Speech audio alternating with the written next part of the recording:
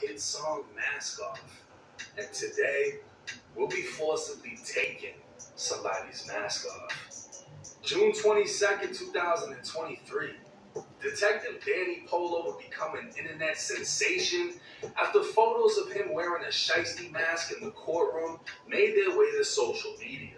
This was the so-called gang expert called in to testify against YNW Melly as the state sought to prove Melly's gang affiliation.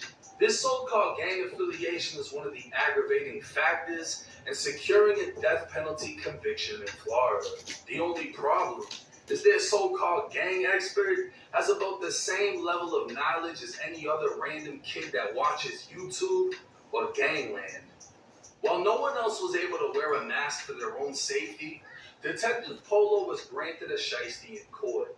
He would testify that he's worked for the Broward County Sheriff's Office since 2015 and has an alleged $50,000 bounty on his head. He would claim the mask would protect his family and withhold his identity, but a few YouTube comments would make significant arguments. One being, if someone has a bounty on your head, they already know what you look like. And this was just a state tactic to make jurors intimidated by the mask in order to make them fear YNW Melly. The defense would ask Detective Polo what time he arrived at court, to which he answered 9 a.m. And when asked if he was wearing the mask, Detective Polo would answer no. The defense would continue by stating Detective Polo sat outside of the courtroom for an hour, unmasked.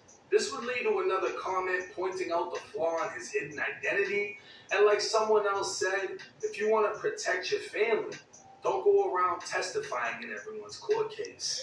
For those that didn't know, Detective Polo also testified in a high-profile murder case of Florida rapper XXXTentacion.